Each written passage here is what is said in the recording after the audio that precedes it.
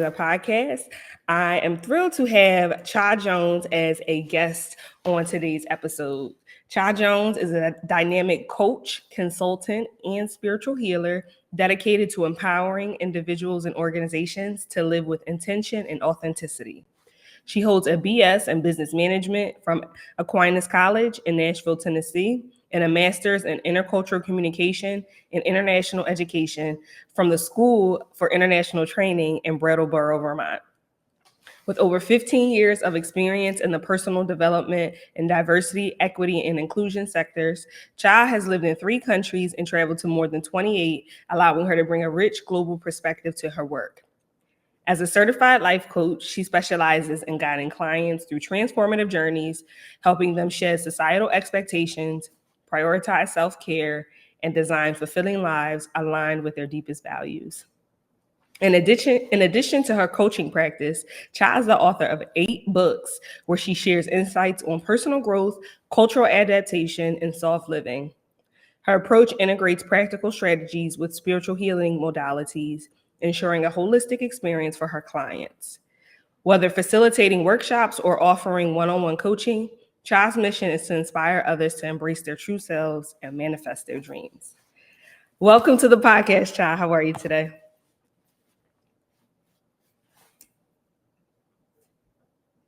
Thank you for having me, and I'm wonderful, fabulous, amazing. All the things, I love it. So I think you are so amazing. We got to speak before the podcast, and I'm so excited to delve into some topics. The first topic I want to delve into is soft life. That is, a popular cultural saying these days. So I'd love for you to talk about what does soft life mean to you, and how does it translate into a global stress-free lifestyle? Absolutely. So I do want to clear up some things because everybody out here doing they popping and making it look all glamorous, but that's really not what soft life is about. It's fine to have a luxurious life. I'm all looked up, right? But at the end of the day, it's really about being able to come back to your center and live a authentic life where you can show up and have more ease and grace. So if you're burnt out, if you're procrastinating, if you're stressed, all the things that bog you down, right? Where you're not able to show up as your authentic self and do the things that you would naturally do, then you're not really living a soft life. So when I think about living a soft life, I'm talking about taking off your superwoman cape, laying that down, quit being strong, be feminine, allow somebody to help you, allow your community to support you, ask for the things you need, take time off, sit down, quit doing everything for everybody but yourself. So that is what I would consider a soft life. Now, when it translates to global living, I've lived off and on for 15 years abroad, and living abroad is not always easy and glamorous as well, because you have to, especially if you're living in a country where you don't speak the language, and that in and of itself is difficult because you're trying to like translate what does that mean. At the end of the day, you're drained. But when you're living a soft life globally as well, it just means that you're flowing, that everything's coming together finally, right? And you don't have the stresses that you would normally have in your host country. Hopefully, I mean your home country. You're able to have more ease and grace, not work, because most countries don't work as hard as Americans. They take siesta, they go for naps, the things that we should be doing. And they're not trying to work 9 to 5s with 5 more hours, trying to do overtime and all the things that we have been accustomed to doing just out of the struggle culture, right? So living abroad should bring you more ease. It should bring you more grace. It should allow you to have more vacay time, as I would say it. where you have more time to yourself, where you can do the things that you wouldn't normally be able to do at home because you're working, you're commuting, you're taking care of children, you're doing all these things. Where living abroad, if you have children, maybe you have help. Maybe you have someone who cleans your home. And not in the pretentious aspect of it, but in the I need to reclaim my time and come back to my center aspect of it. So I hope I answered that question. No, that makes perfect sense. Can you talk about you started to talk about it? Can you expand on the differing qualities of life you've experienced in the three different countries you've lived in outside of the United States versus what your quality of life looked like in the United States? Sure. So I've been working since I was 13. So I thought that was, you hustle, you grind, you try to make your money, you try to always keep coming up, right? And that's what we've been taught, pull yourself up by your bootstraps and do the best that you can and have the American dream, the white picket fence, the house, the car, and all the things, right? And so we've all been taught that. So my life in America was about grinding and trying to get the next best job and level up my bag and all the things that require you to hustle. And then at one point, I remember I got laid off in probably 2000 and I think it was 2008, the middle of 2008. And I was exhausted. I was a regional marketing coordinator. I was putting on events. I was flying. I would leave my house on Sunday morning, and I would fly out to my next city. I come home on Friday, only to be able to wash clothes, rinse, and repeat, and do the same thing. Yes, I was making good money. I was making six figures. I was living the life. I was eating. I was fat. I was doing all the things, right? And I just was exhausted. So the day that they laid me off, I did not even notice they had laid off I was the last one to get laid off. And everybody was leaving with boxes. I was not the wiser because I was not paying attention because I was actually planning my next big move. And I was moving to Charlotte, and I was figuring out how am I going to tell these people that I'm not going to be working out of this office no more. You're going to have to give me a home office. And I had came up with my speech and everything. Child, I didn't even have to do all that because they had laid me off, and I was like, "Ooh, thank you." I was so excited because I was drained and tired. However, about 6 months later is when I actually got the invitation to come work in Korea because I was laid off. They saw my resume, and even though to me it wasn't an alignment, and I looked at it and I was like, why would I do this?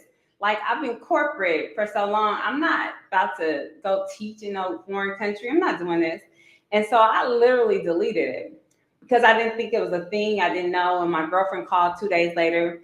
And as synchronicity would have it, I got offered another job to go. I was like, okay, the universe is trying to tell me to go ahead and go to Korea. But living in Korea, I still worked, but my job, I literally did my job and went home and I forgot about it because it was like, listen, when I walk up out these doors, I don't know you, you don't know me, and we're going to keep moving. I did my job and that was it. And I had so much more freedom and flexibility to do the things that I love to do. I joined Toastmasters. I became part of a philosophy club. I did poetry. I would write. I remember after looking back, I had wrote over 100 some poems in 3 or 4 months. Just on my way to work every day, I would just recite these poems. And by the time I got home or got to school, I had, I would type them all out. And this was the year 2008, 2009, and Facebook wasn't, what it is today. But I was just sharing the things that I was doing, and I was stress-free. Living in Mexico, some 12 years later or 10 years later, life was totally different. By this time, I had a child that was hauling with me. He was 18 months at the time.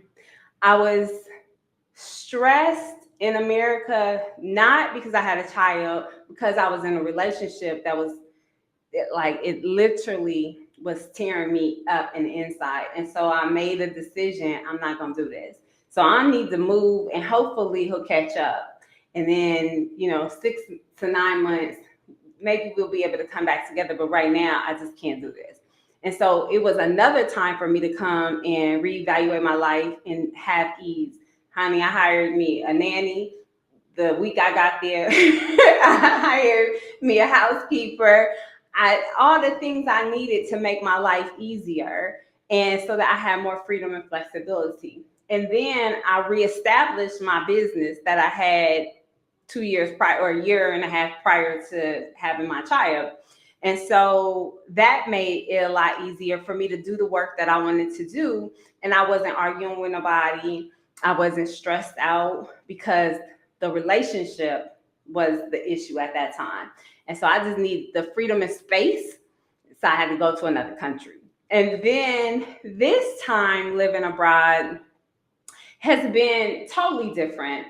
I recently just got a nanny. I don't have a housekeeper because I live in a high-rise condo. And for me, it's not even big enough. Like, it doesn't even get dirty other than, taking a broom and a mop to it, once a week or whatever. So I don't have that, but I have more freedom to do the things I want to do with my son. He's homeschooled, and my life is just real easy, other than the time difference being in Malaysia and dealing with things in America. So what boundaries or mindset shifts did you have to adjust to when you decided to move abroad? I don't know, because I'm always self-evaluating myself and looking at what changes I need to make. The very first time, I was really open. I was just green. I was like, listen, you know what? I'm just going to go with the flow. I really don't care. I don't have no plans or expectations. Whatever happens, happens. So I was just really open. The second time, I did have to get my mind ready because I had a child. And, everybody was like, oh, you moving to Mexico. It's so dangerous and all the things, right? And I was like, okay, y'all, I'm going to the second safest place in North America.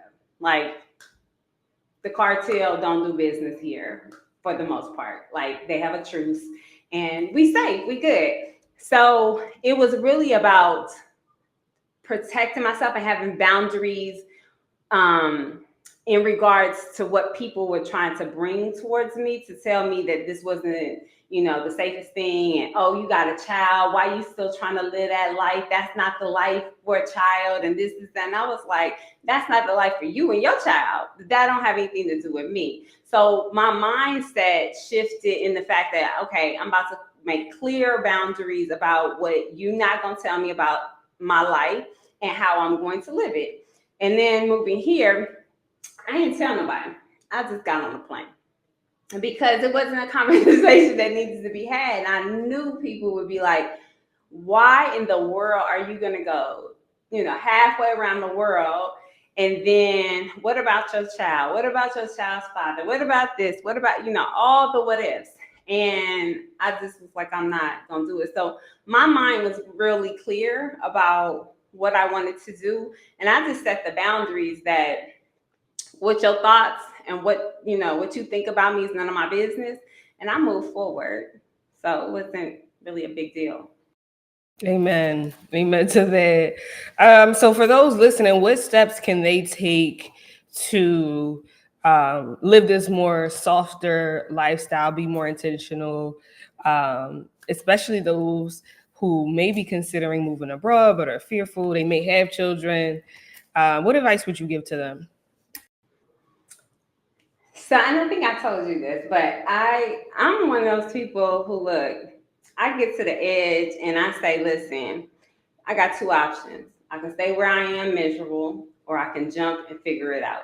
And I jump. Like, I don't think about the parachute. I don't think about any of those things because I will talk myself out of it if I get too much time and space to myself. I'll be like, okay, but what if this don't work out? So I don't do all that. Once I decide something, I'm just like, listen, we're just about to start putting it in motion, and I'm going to just lean into faith and know that everything is going to be all right. I do get scared. And so if you're a person who needs a whole lot of planning and preparation,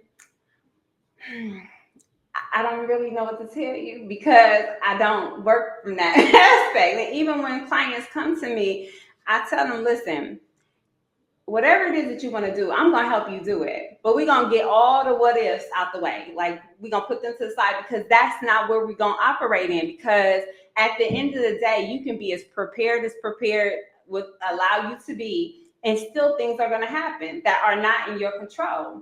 So remove some of that apprehension by removing all the what ifs. And there's no plan B. Because if you really want to do it, plan B don't matter anyways, because you're going to do it anyways. And at the end of the day, you have two options. You can stay where you are and continue to live the life, or you can go and have the experience and remove the expectations. So for me, if you are planning to live this life, you have to understand the why. Why do you want to live this life?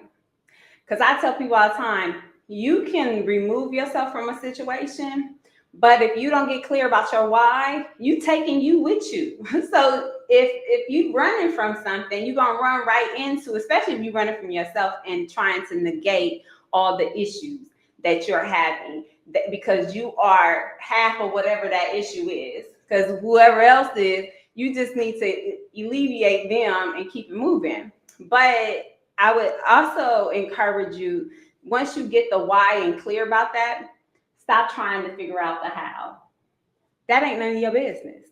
Because the way the world is set up, the universe, God, whoever you believe in spiritually, is going to take care of the how. You just need to know what is it that I want, and why do I want that? And then you start moving and leaning into that. And all the synchronicity and all the things that need to show up to help you will start showing up if you're clear about that and you allow those things to happen. So once you know what is you want and why you want it, then don't worry about the how. Worry about, okay, where am I going? What feels good to me? What do I want?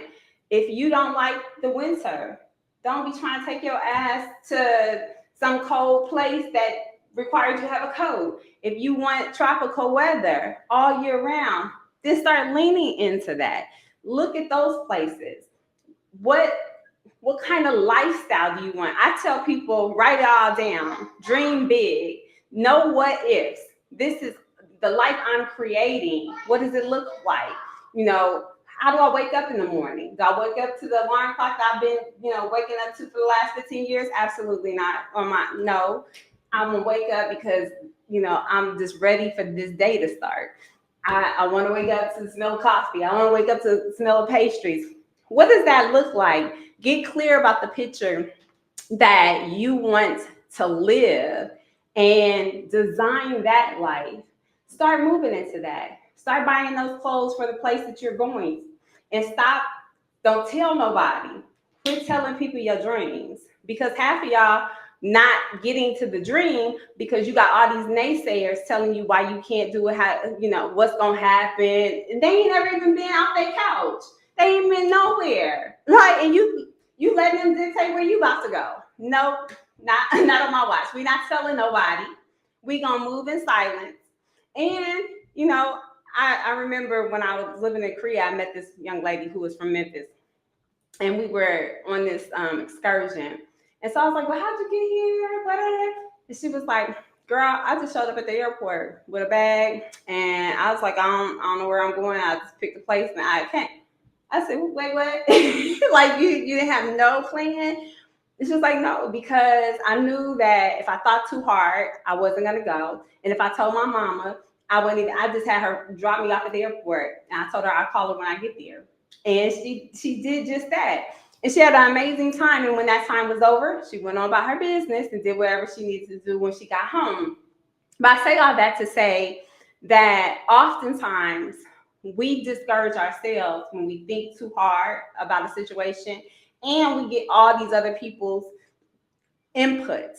When at the end of the day, this is your life, you have to take control of it.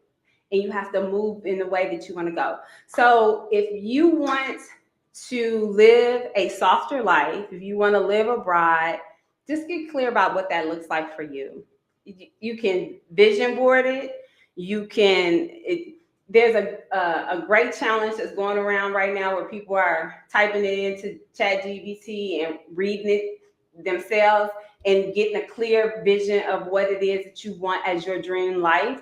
Write that down, visualize it, see it in your mind's eye, and then start doing all the things that are required to have that particular life. It is not going to be easy at first, but those are some of the things I would tell someone I was working with to like put that in motion. And then once you've done that, stuff will start falling into place. And you definitely have a budget. You know, how can you live this way? If you're not of retirement age, then you're probably going to need a savings or a remote job. So think about those things. And sometimes you can recreate yourself in places that you're going to, because the cost of living may be cheaper than you currently have at home. Amazing practical tips for someone thinking about moving abroad and living a softer life. I know you talked about the young woman in Memphis that you met while in Korea. So piggybacking off there, how do you find like-minded people when you move abroad, especially when you are in an unfamiliar culture? Absolutely. So I'm a community builder. So I'm an introvert. I really don't like people in my personal space. But when I come outside, I open up, I become a whole butterfly, and I'm like, hey, what are you doing? Where are you? What are you doing? So for me, number one, I have an organization that has over 6,500 women in it. It's called Expat Women of Color. So on Facebook, when I first moved abroad, originally when I moved to Korea, the first thing I did was I found some groups on Facebook that was like catering to Black people. And again, Facebook was new, so it had really like a year, maybe 2 years in the making after the college students. And so I just connected with people. Like I remember I got off the plane, they quarantined me for some days. Didn't even tell me. And then once I went to work and started mingling, I had already went to a concert. I ain't had no smartphone. I had a map. I knew where the subway stations met. I asked the people where I should meet them. I followed the instructions. I got there, no problem. Was on the train for the very first time and went somewhere that was like 20, 25 minutes away from where I lived. And I literally had only been in the city for and this is Seoul with 8 million people. I've been there for 3 days. And so I have things that I like to do, and I just go search them out. And even if I have to go by myself, and I might meet somebody there, and then we'll start talking. And then literally that group of people, we all weren't really like-minded. They were really churchy. And so, but some of them were really cool. And so we started doing different things together. And then I don't care where I'm going to go. I like food. I like conversations, and I like good people who really have a really good synergy and spirit about themselves.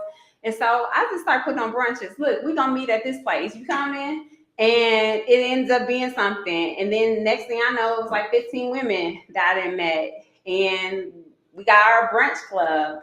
And then I just started planning those. And same thing in Mexico. Same thing happened. I had a group of women. Most of us had children. So we had a little knit family of mothers with children. Everybody was single besides one. And that one I knew from Korea. I knew her husband before I knew her. And it just came together. And then now that I'm in Malaysia now, it's not the same. And the one thing, because I kept saying, why aren't Black people staying? And I kept asking myself, and the reason why that I've come up with is that there isn't a large community of African Americans. There's some Africans, but it's not a large community of Blacks. So you'll see, like, every now and again, you be like, is that a Black person? Then you go up to them and they hear traveling. I'm like, you can't be my friend. Because you just try, you're not staying long enough. And so I still do the same thing. I've joined a club. It's called American Association of Malaysia. It's predominantly white and traditional expats and some foreign service people. But I became the event director there. So I put on events and I do the ones that I like. And then I've met some other Black women. So I have about 15 Black women that I know here. So most of them have children. And the great thing is, and this is the first time this happened, because in Merida, my son was around a bunch of girls. But here, all the women I know, but one who I knew in Mexico, everybody has sons that are within a year apart from his age. So it's been easy. But I just think for me, and that's important, because living an expat life is miserable if you don't have any connectivity. I don't care if you are introvert or extrovert. I think you still need people that have like-mindedness and that they want similar things. Not doesn't have to be the same. So I think that's the important part of living abroad for me, and I've just done that naturally. That's amazing. I also did a brunch in Spain. It was just it's important to find your tribe. But I do know that in finding your tribe and seeking out your tribe, especially while living abroad, everybody is not going to align with you. You both may be American, but that's the only connection that you have. So how do you parse out maybe red flags or green flags in folks as you have built your community and are building your community abroad? Yeah, absolutely. That's a good question. I've had some red flags, especially when I lived in Mexico. I was like, okay, I think they crazy for real. And I just walk away from I walk away from, because for some reason I attract the crazies, and I just be like, okay, why? And I think my childhood may have something to do with that, but like, crazy people always want to know me, and I'd be like, no. So I just get away really quickly. Whatever, if I don't feel, I go with my gut on everything. Like, when I get to that cliff and I'm like, should I stay or should I go?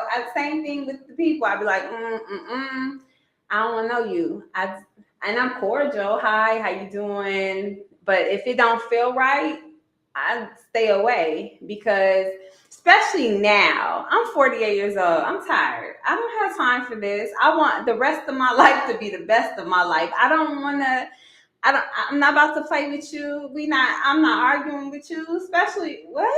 I'm not doing none of that. Like, I want to be at peace. And if you don't come in peace, I'm going to leave in peace, because I really want my life to be great and fabulous, and I control that.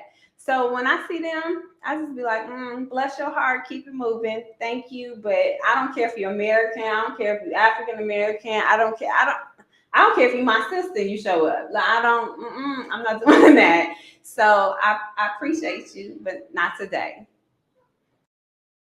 Be blessed. Oh Lord. Okay, and then on the converse opposite side, can you share an experience where that you have had abroad where finding members of your tribe greatly impacted your experience abroad? I would say in every place it greatly impacted my life. When I was in Korea, because I was so open and just like, I just want to know people. I was just really free. And that's the first time I really understood being American. Because people would be like, oh, but you have access because you're American. And I would be like, I don't even know how to identify with that because I'm Black. and that's different than being American, right? And I had to sit with that thing, right? And I had to really understand and unpack some of the things that I had brought into the equation that I no longer needed to carry. And so I think that helped a lot. I think just being able to meet people where they are and realize we had synergy, and it didn't matter whether you was white, whether you was Pakistani, whether you was, South Africa, it didn't matter. Like I just kind of accepted people and got away from the people that weren't right and just had, connectivity. But I think it was always important. I know that in Mexico, having a child, having a tribe of other women that could help, having the right nanny, all the things that I had as a support system was extremely important because, my child's father, I remember him telling me, "You're not gonna make it. You don't know nothing about being a mama." He had 2 children, and he thought, because he had 2 children, that made him the expert on having children. Child, please. So I was like, okay, but that was fuel to me because it was like, oh, you think I'm not? See, I'm not new to this. I've grown to this. So stop. And I just was like, okay, I'll show you better than I can tell you. I'm going to go. I'm going to build. I'm going to have a great experience, but I'm also going to be a great mother in that same respect. And so it was extremely important having a network of women who had you.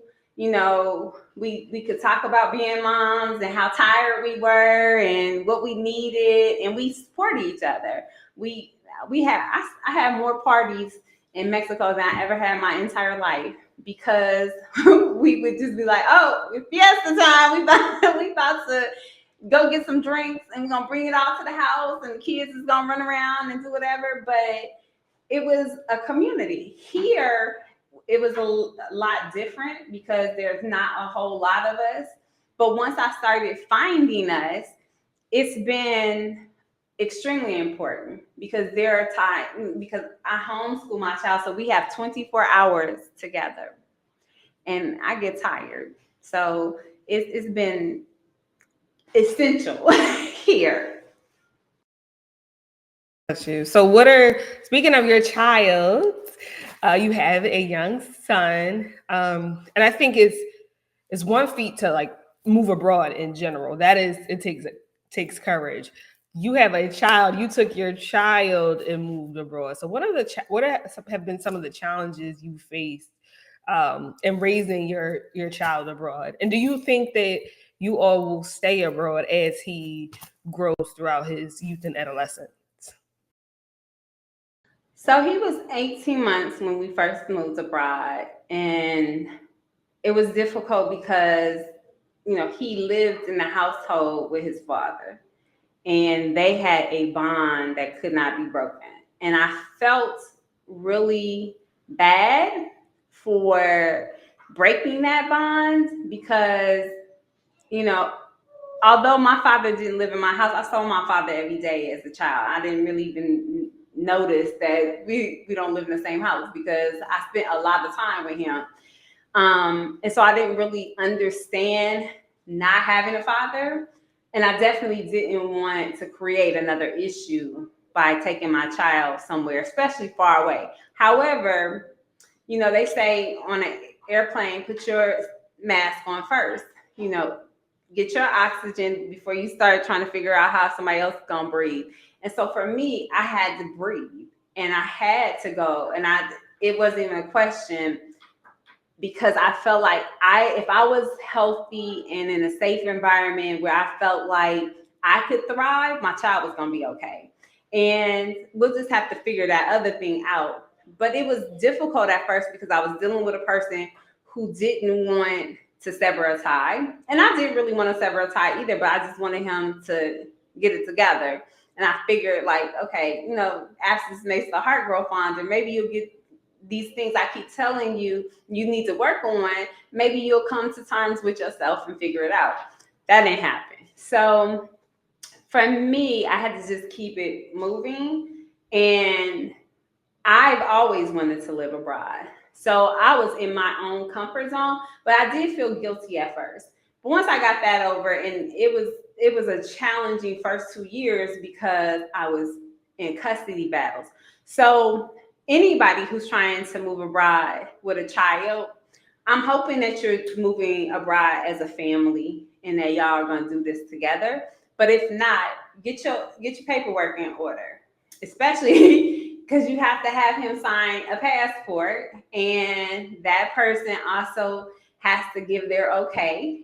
And I got all that paperwork in order, and it served me very well when they started throwing knives and forks and spoons at me. I was like, hold up, but no, because she did her paperwork. You know, you signed this. You remember you signed this? He was like, I only signed it for this. I was like, no, look, did you read this? You know, so you have to have your paperwork in order. Because I've gone to custody battles.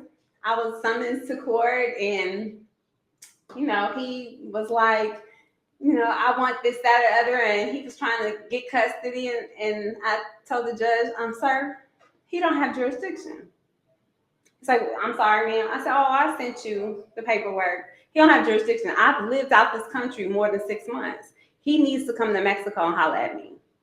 And then the judge was like, well, hold on, let's convene. And so he was like, well, she has jurisdiction. I even was willing to give up my jurisdiction at one point, but it just was toxic. So let me not even go down that road. But I will just say this: have your paperwork in order. Know what you need to know, because you know when you take children out of the confines of their families, there's a lot going on, right? Because it's not just their father or their mother or whatever. It's the other family, the nuclear people that make a difference. He was quite small, so if I don't know what the impact is, we'll see, right? But if you're trying to do this, I say, it's cohesive as you could try to be. Make sure that you can do that, because that is the best thing for all involved. I would have stayed in Mexico if it was the best situation for me, but it wasn't. It was hot. It's, it's Mexico, and I love Mexico, but it was too hot for me. And there were some other things that I wanted something different. I wanted to be a little bit more modern and not so ranchy. And we lived in a nice city and a nice house, but it just wasn't as modern as I wanted it to be. The other thing I would just say is, when you're trying to move children, you have to think about the cost of education. Like, I could send my child to an international school, but are they going to get what I want them to have? And how much am I willing to pay? Because I'm not paying $10,000 for kindergarten. I don't even have that in me. So I didn't choose to do that. And so, but I'm also trying to not put him in school so that he can be his own person. But you have to think about that. You have to think about, are you going to have the assistance that you need? Are you, if you're a single mom, do you have a tribe? You need that tribe. You need it when you're tired. You need it when, there's an emergency. You need to be able to call somebody and somebody have your back. So I would advise you to just make sure you get your stuff in order, that you have had that person sign off on this move. Because I've seen horror stories where somebody just thought they could pack up and they got met at the immigration because they wasn't in compliance, because they had that paper. They didn't have nobody signing those signatures and stuff. And oftentimes they don't check that. But when that person gets mad, and that person then reports you, and then you come into a country, that's confusion. I don't have time for that. So I would just advise you to have those things in order. Make sure you go and you read whatever your state guidelines are. And for the most part, if you get a passport, that person had to sign for it unless they are not on the birth certificate, then that's a whole nother story. You can have the freedom to do whatever it is that you want. But, people get mad and they start doing things that they didn't normally do. So you just want to make sure you cover your back. And then just have some way for that. If you have a relationship with this person, make sure that they're communicating with their child. He speaks to his father 3, 4, 5 times a day. Way too much for me, but that's their relationship. And I just try to make sure it's a healthy one. And if it gets out of control, then I have to, step in. But for the most part, that would be my advice. Get your paperwork in order. Clean up your house. That's the word of the day. So kudos to you for choosing you and saying, I'm gonna go. I think that I'm not a mom, but from what I hear from moms is they have mom guilt, and they want to put their child first, but they have needs that sometimes may conflict. So kudos to you for choosing you. I also heard on another podcast that the number one indicator of like how happy a child is how happy the mom is. And so snaps all around. Like if you're okay, then you knew your baby were going to be okay.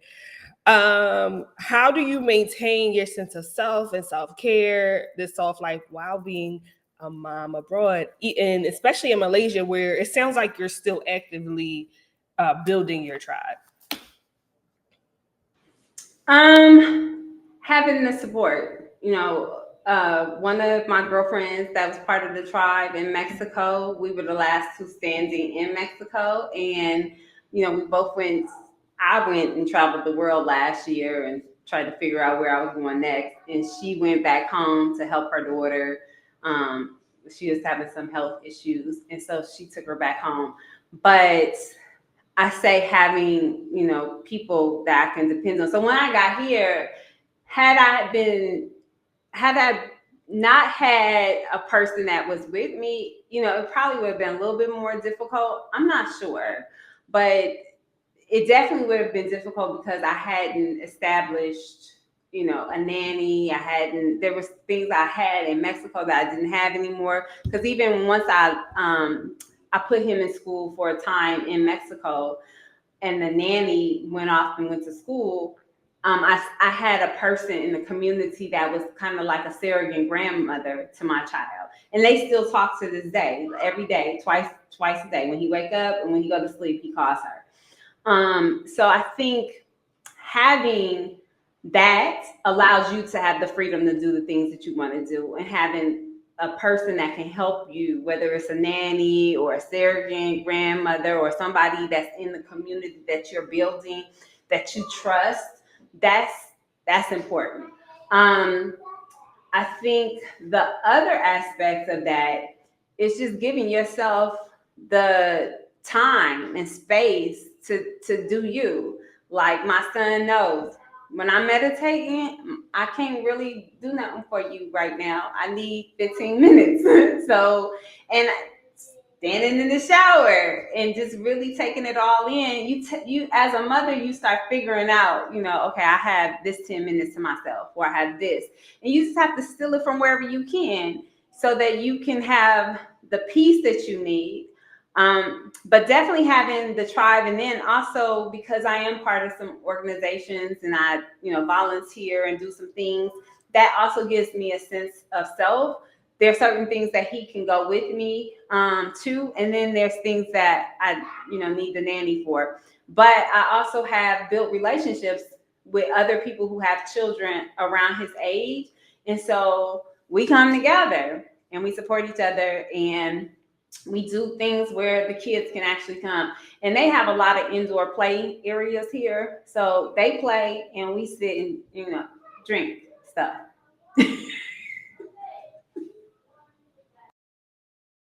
Say, mama gotta have a life too, or a drink too. Amazing. I think you've definitely given me hope that I can do this, especially as a mom, when and if I decide to be a mom, that your travel life doesn't have to end, and you take your baby and your partner, if you're still with them, take them abroad. What else would you like to share with our listeners in terms of travel? You've been to 28 countries, which is no easy feat. You've been doing, actually, let's talk about your business, your businesses that you run outside, because you do work remotely and you also do work in Malaysia. So let's talk about how to make it work. Can you share a little bit more about what you do in your business? Sure, absolutely. So, when I was in Korea, I was teaching. I taught at university, and then on vacation, my whole life changed abruptly. I had my third contract I had just signed, and then I was getting ready to go back to Korea the next day. And as I was doing something, I was running an errand, I was in a head-on collision. So that kind of changed the trajectory of my life. And then I was like, okay, what am I gonna do? Because I'm sitting in America. I had a car, I had all kinds of stuff everywhere at a boyfriend's house. It was just a hot mess. And so I was like, I need to reel things in. So I had the boyfriend send all my stuff home, sell my car, send me my money. And then I just was like, okay, I don't really know what I want to do. And at that point, I didn't even understand what repatriation was. But I went to grad school. I found out what repatriation was because I went to an international grad school, and I studied intercultural communication, international education. And I still wanted to live abroad, but I just was not sure how I was going to do that. I had already started Expat Women of Color while I was in Korea, and that was continuously growing. And so I sat down and I was like, okay, I know that I want to do something where I can speak and train and teach. And so I was like, oh, I could be an expat coach because I already have a coaching certification. And I don't want to do that other stuff. I don't want to talk about nobody's life. So I just started implementing, and things started to fall in place. I got a contract with a large relocation company that was sending expats abroad, and I started doing the expat trainings and intercultural trainings to prepare people to move abroad, and I loved it. And so for the most part, I've been doing that work. When I moved to DC, I then started working for an NGO that was, I worked for Bono in the One campaign, and I did learning and development. And that lasted like a year and a half. Then I had a child, and then I moved to Mexico. And so when I got to Mexico, I was reinventing myself because I had been on maternity leave forever. Then COVID happened, and all the whole world changed. And so with that, I went there with a friend who also was in Korea at the time. And we both had went our separate ways. She had lived in Dubai. And I was like, listen, I can do my consultancy work. And there's a lot of people that's coming to Mexico that don't know anything about being an expat. We can start providing services. So we originally went to Mexico to establish this business. And I mean, we were going to already go, but we were like, let's do it together. So we both moved there like 5 days apart. And when we got there, I was like, okay, this is probably not going to work. And I know what I know, and I'll continue to do that part of the relocation. I had companies and things were starting to move, but it was shut down for me. So I really couldn't do anything because nobody was sending anybody anywhere in COVID. So I had to get creative.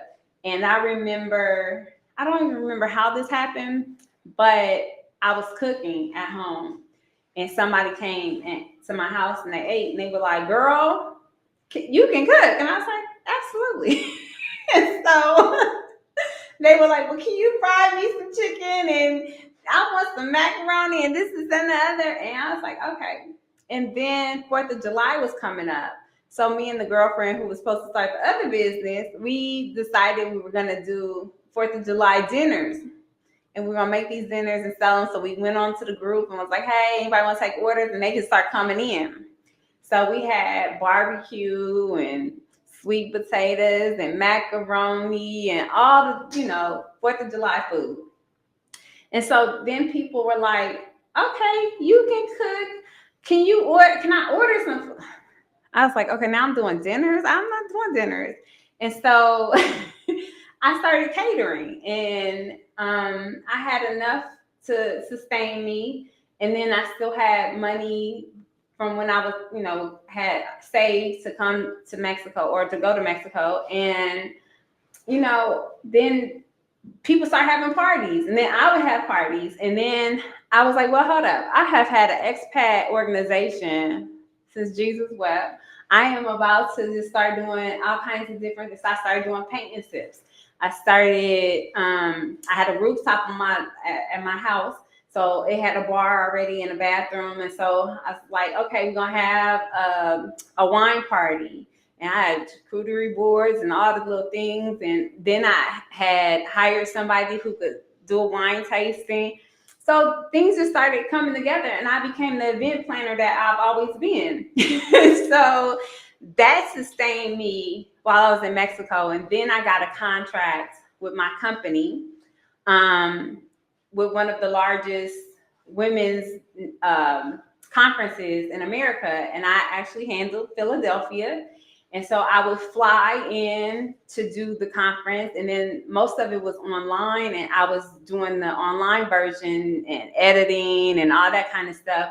So I didn't have to be anywhere because there wasn't an office. Everybody was remote, and I just happened to be in Mexico, and I would fly. They flew me in when I had to do the conference, there were 4 conferences, and I did one main conference, and then the other conferences I helped out.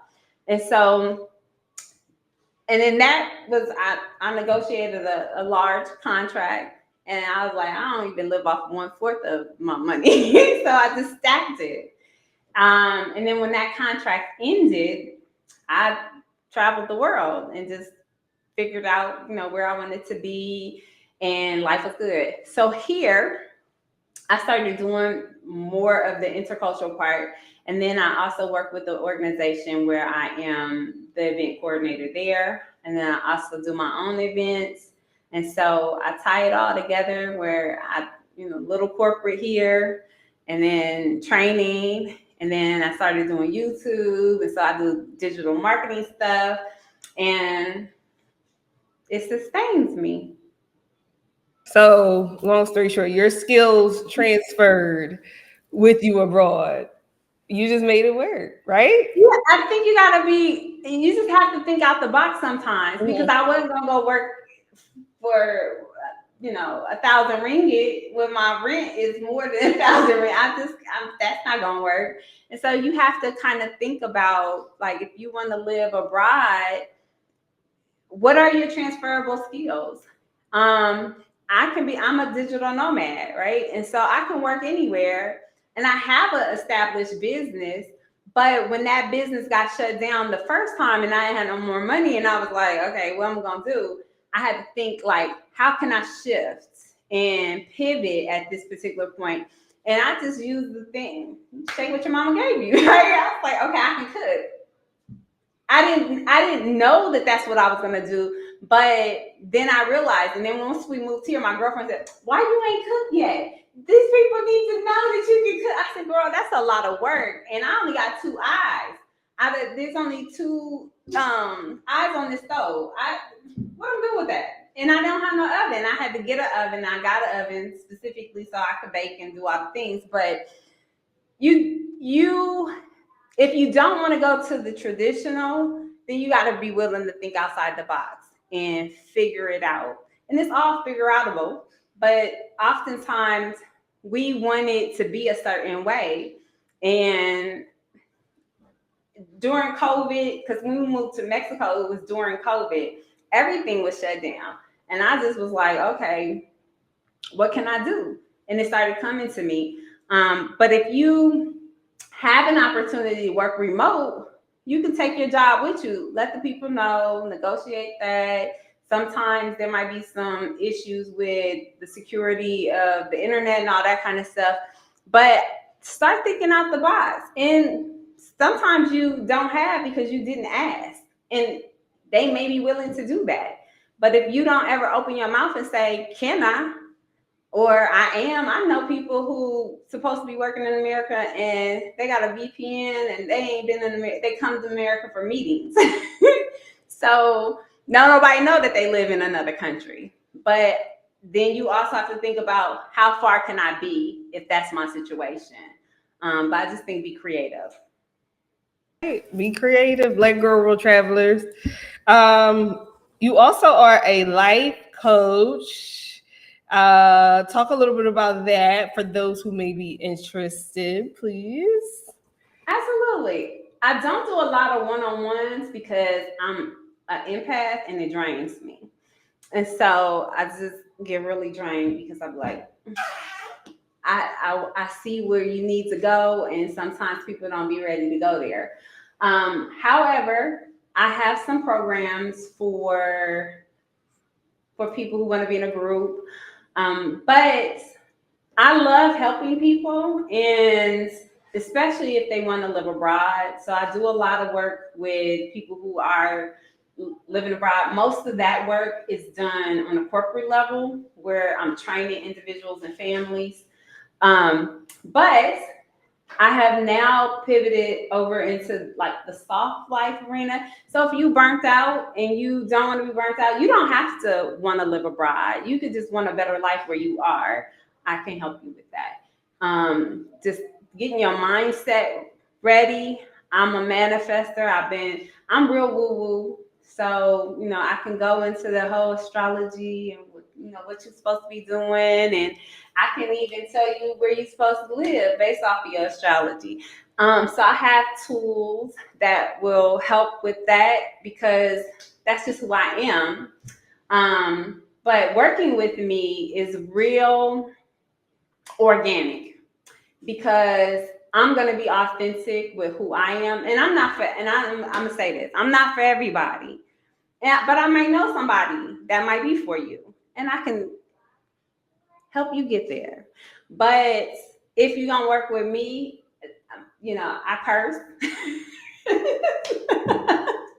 And I'm going to keep it real with you. Like, I want the best for everybody that I work with. And I want them to really want to do the work and be honest about what they're not going to do. Because when I'm getting coached, listen.